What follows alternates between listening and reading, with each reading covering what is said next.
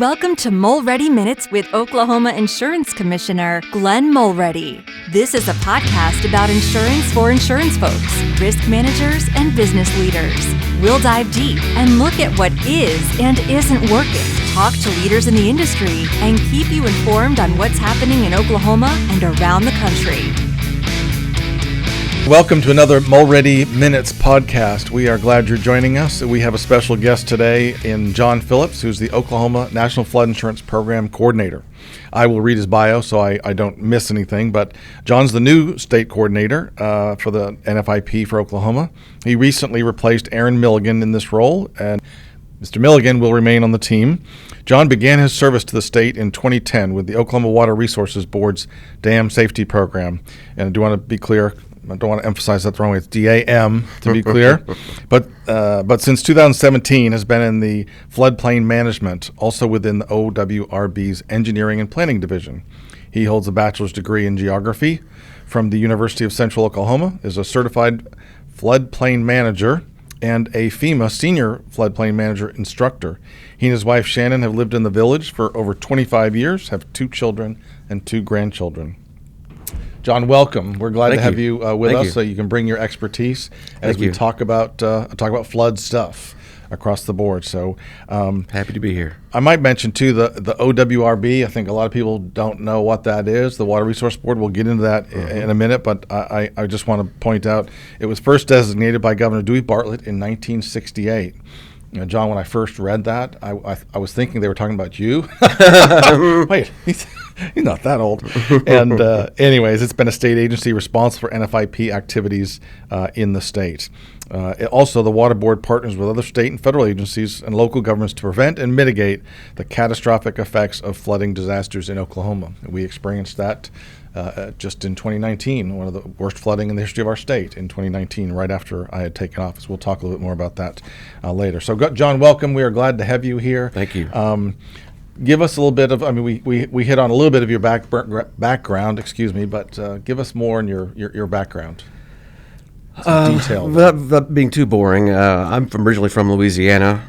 Came to Oklahoma as a small child with my family. Been here ever since, so I consider myself an Oklahoman. Spent the first, Water Resources Board is my second career. I spent most of my life as a graphic designer working advertising and marketing firms. Career path changed, went back to school, got a different degree in geography in 2010 with a specific goal of working for the state, because that's a lot of my friends did that, and it seemed like specifically the Water Resources Board was a great place to work, and I enjoyed all the interactions I had with the folks that worked there historically. So that was just kind of a goal I made for myself, is to come work specifically for, like I said, for the Water Board, and I've been there ever since. I loved it, loved the people, and loved the work. Good. And from your bio, I think you started there in 2010. Was that 2010? Correct? That's right. Okay. Good. Well, tell us then, the OWRB. I'm sure a lot of folks have no clue what that is or what they do, but I mentioned briefly what they do. But give us some detail and put some meat on the bones of that, if you will. I'll get in trouble for not knowing I'm executive director for not knowing the mission statement, But our agency is responsible for, made up of several divisions of different kind of professionals. We have attorneys, we have water scientists, we have geologists, financial accounting folks, and over 100 staff members that are all devoted kind of to the same goal, and that's to preserve and protect the waters of the state of Oklahoma for Oklahomans. So that includes a division devoted to water quality activities and making sure the lakes and streams are clean and safe. The geology and technical studies team is devoted to making sure there's just enough water for farmers, for us, for droughts. So a huge component of what we do is drought preparedness and awareness in Oklahoma. So that's huge for our farmers and producers, of course. We have a financial assistance division that loans out billions of dollars to communities for infrastructure projects. So it's a huge boon to communities to be able to have a revolving fund of monies they can use to do projects in their community. Where do those funds come from? It's a state revolving fund that's funded by the legislature, and now I think it funds itself on the interest it collects from the loans that it distributes. Got it. Not a super expert on that financial assistance division, but yes, it's self-supported. So Like I said, we have dam safety, we have floodplain management,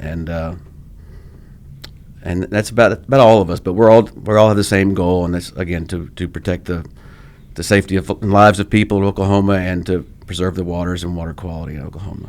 You know, I've never thought of it this way till you just are walking through all that. But it is a little funny that state agency is focused on drought as well as on flood. You know, That's right. Interesting. That is interesting. The full gamut. That's right. We have historically always done a comprehensive water plan for the state that we present to the legislature I think on a 5-year cycle. And just recently, drought has always been a big part of that. And just recently, they decided to include more and more flood information into it. Even now, culminating with a new state flood plan in and of itself.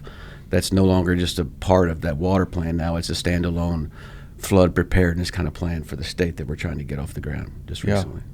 Good. Well, that's a good segue to transition to the NFIP, the National Flood Insurance Program. In my world, the insurance world, both in the private sector where I was and now as the regulator, as commissioner, flood is probably the I don't want to say least understood, but maybe most misunderstood as far as where it's covered, not covered under your homeowners, and then as well as the uptake, folks that really just pass on acquiring flood insurance. So tell us a little bit about the NFIP and your role with them. Sure. The NFIP was started over 50 years ago. It also started in 1968. That was the year that it first came to be. The NFIP provides low-cost flood insurance that's not covered under any other, private policies, or it's under some now, but provides a low-cost mechanism for folks, and I say relatively low-cost mechanism for folks to get flood insurance when they need it, where they need it in the state of Oklahoma, in those communities that voluntarily participate in the program. It's a voluntary program that communities opt into or out of as they feel the need. Obviously, we've got 406 communities in the state that participate in the NFIP, 56 counties now, and 340 some towns and cities, and even some tribal nations are members of the NFIP now in Oklahoma. So my agency, our role is to be kind of we say in class, the middleman between FEMA, who's the program administrator. They make the insurance available, they make the maps, and they pay out claims. That's the three-legged stool of the NFIP. Our role is in the middle somewhere between FEMA's rules and regulations that the local communities adopt. So we kind of ride herd locally for the national agency being DHS FEMA. So that's our role, is to assist communities as they administer their individual floodplain programs. Every community has its own flood damage prevention ordinance that they administer and regulate development by, and they use that's made available by the Oklahoma Floodplain Management Act of 1980 was established, that gave communities the police powers to adopt these ordinances they can enforce to regulate development and make their communities safe from flooding. Yeah, and I think some folks watching or listening might find that interesting, that some communities are not part of NFIP. Is there any good reason that a community would not be part of NFIP? No, not really, because we say all the time that it can flood anywhere, anytime. If enough rain falls in a short enough amount of time, it's going to flood, whether it's Guyman or Broken Bow or any corner of the state. So we do. I mean, Texas County participates, I believe. Cimarron maybe does not, but Guyman does. So it's all over the state is covered. But the only real big barrier to entry for communities that are participating or don't participate in the NFIP is just if it's just a very small town that has no town staff, because part of the requirement to participate in the NFIP is you must have an on-staff or be contracted with a floodplain administrator in your community, and that's often a hard role to fill. That's the hurdle. Yeah, that's often the complaint we get, and even then turnover is very high in the role too, so that's Yeah. Well, and this might be a time to brag a little bit about my hometown here in Tulsa. So I don't know when that was, 6 months ago or so, or we had an event to maybe not even 6 months ago, but to celebrate Tulsa being designated as a flood protection class 1.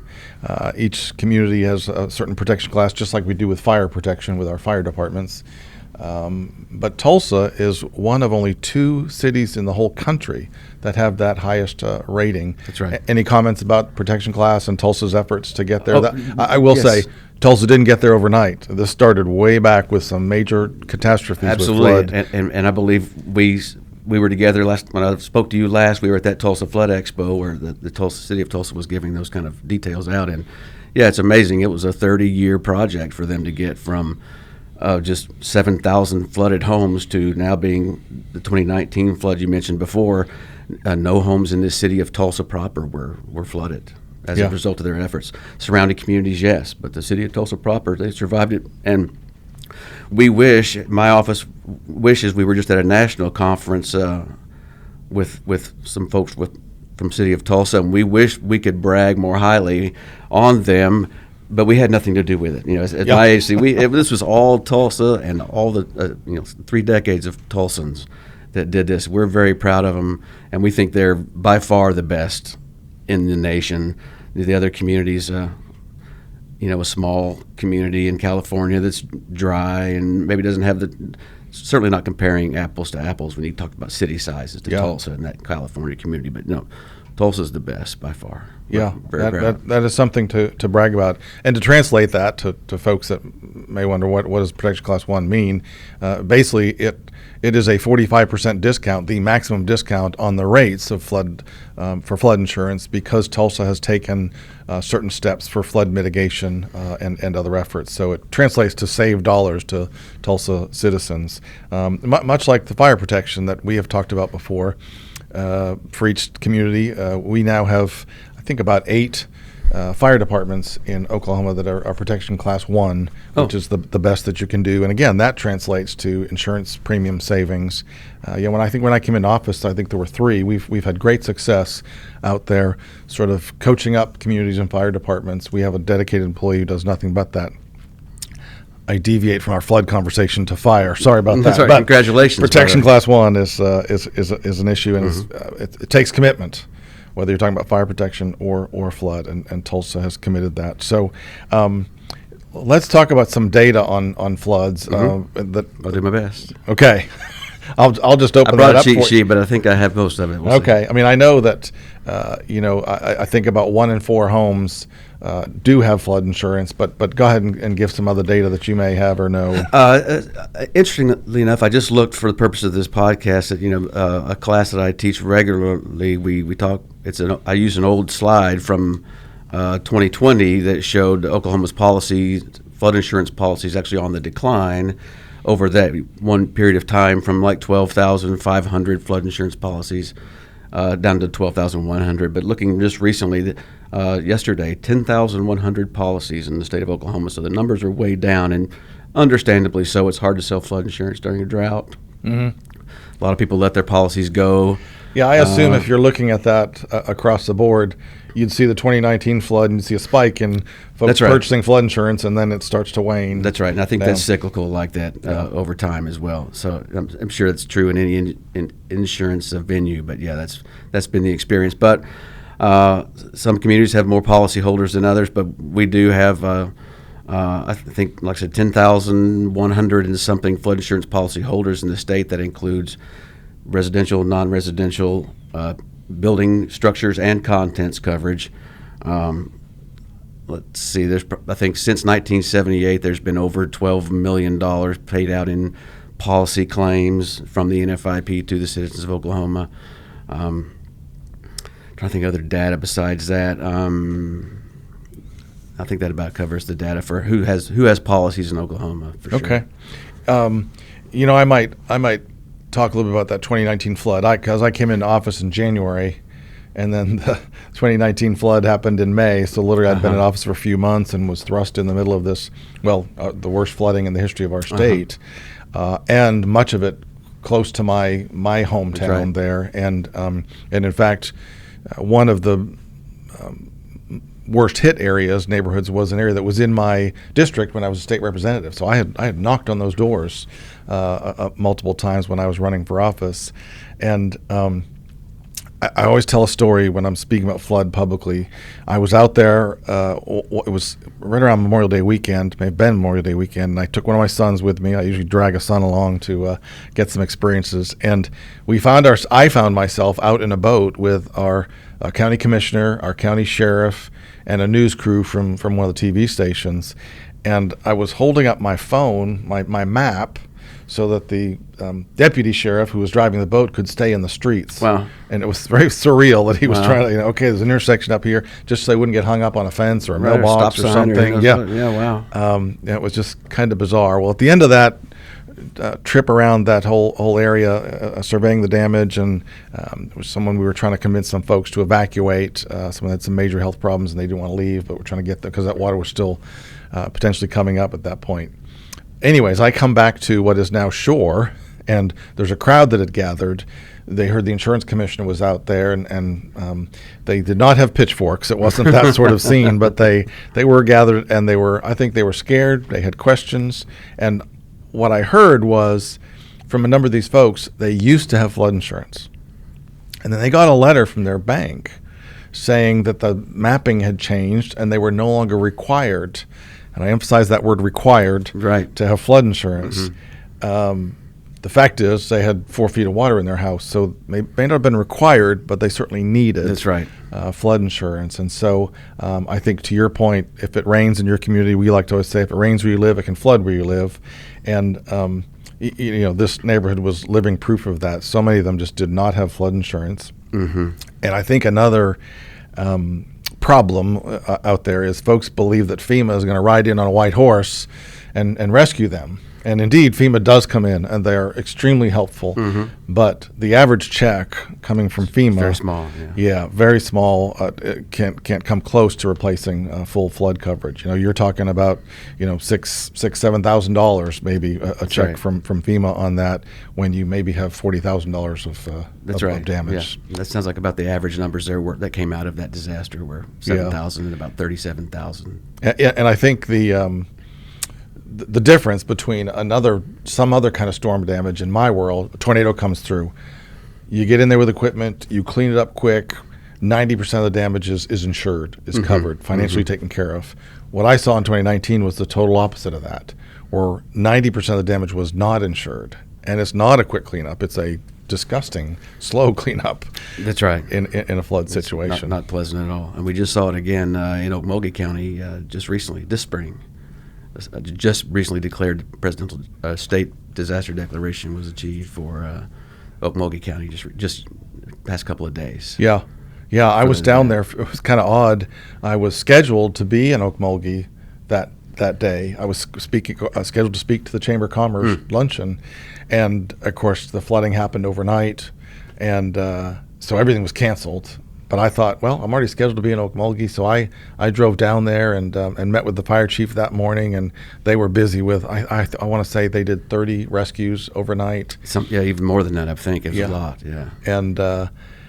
And hearing the stories about really they're putting their lives at risk, going out to communities where folks that don't want to evacuate, so they come back to the station, and then they're having to go back out because now those folks are calling them to come evacuate them. So a lot of respect for our first responders. It's a very hard job. In that. So NFIP and buying flood insurance, can anyone get flood insurance? Anyone who lives in a participating community can buy NFIP flood insurance. That's correct. So a county or town that participates, its citizens can get NFIP flood insurance. That's correct. Yeah. No, it doesn't matter if they're in a flood zone. Going back to your questions and things you heard from 2019, in addition to the things you mentioned, we also heard folks say, well, I'm not in a flood zone, I can't get it. Or I am in a flood zone and I can't get it. So it's just amazing the things that pop up on social media and Facebook and things that are rumors and misconstruing of things that lead to problems for folks. But yeah. Yeah, I'm glad to hear you say that because I speak about that often too. The misinformation I heard in 2019, and that was one of the big ones, was literally both of those. I live in a flood zone. I can't get flood insurance.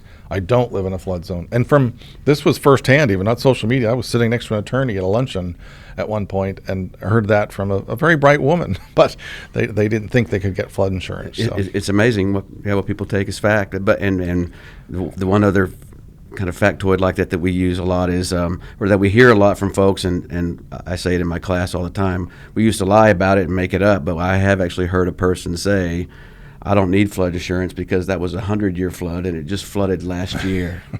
So I've got 99 more years, I'm good. So that was another comment, and I have heard that said now from people.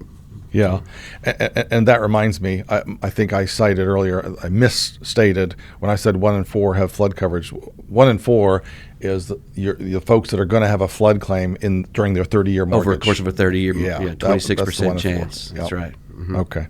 That's right. Thanks for correcting me. No, I didn't catch it at the time, but you're right.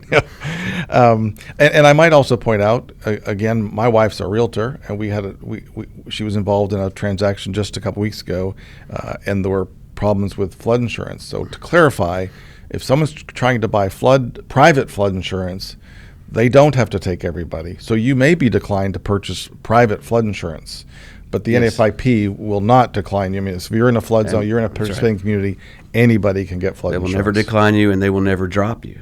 Yeah. Like a private insurer might. Yeah, and another reminder, these things keep popping up from 2019, but something too that a lot of folks don't know, like in that community out there in west of Tulsa, if folks received FEMA assistance from that, which a number of them did, and then they don't maintain flood insurance, the next time there's a flood, they will not receive FEMA assistance. That's correct. Yeah, a lot of folks don't know that. They get 3 years of forced place, I believe, insurance after assistance. Yeah. And and that's being realized right now in one of our communities in eastern Oklahoma that was affected by that. Downstream of Tulsa in 2019, very, very, very small town. All of their forced place insurance has expired now. This is 2022, 3 years removed, and they're faced with, hey, renew your policies or possibly face NFIP probation. And I believe that is going on right now. For the first time in a long time, FEMA is going to suspend a community from the NFIP or put them on probation for noncompliance with that rule. Okay, interesting. I think that about wraps it up here, John. I'm just reviewing my own notes here. Again, I think we just would want to reiterate that your standard homeowners policy does not cover flood insurance. It's not the correct way to say it, but it's probably the most understandable. That is, once that water hits the ground, it's no longer covered for that damage at your house. If it comes in through your roof, comes in through your window, that's covered under your homeowner's policy. But it's not technically correct to say it that way, but it's most easily understood, I think, that once that water hits the ground, that's not covered under your homeowners. You need a flood policy to take care of that. That's right. And even then, a flood technically is defined as covering, normally dry land that is now inundated, and it has to be 2 acres or 2 properties for it to be considered a flood. An actual flood, yeah. Mm-hmm. It has to flood 2 acres or 2 houses. Okay. John, anything else you'd want to add or want folks to know? No, I'm sure I left out a lot of stuff about flood insurance. I'm not a flood insurance expert, but floodsmart.gov is FEMA's website for all things flood insurance, everything about what kind of policies, what is a policy, where can I get a policy, all these things that I didn't possibly answer today is there. Good. Well, we appreciate you coming on the show, on our Mulready Minutes podcast, educate folks both in the industry and out on flood insurance and the NFIP. Again, like I've said, I think it's the most not ignored, but least take up of anything out there that folks really should have coverage for. So thanks for helping highlight that. Thank you, Commissioner, very much for having us. Okay. Well, that wraps up this episode of Mulready Minutes podcast. Thanks for joining us, and we will see you next time. If you found this episode informative, please subscribe and share with your colleagues. Visit oid.ok.gov/podcast. Let us know what topics you would like to hear about on this podcast. Until next time, take care from the Oklahoma Insurance Department.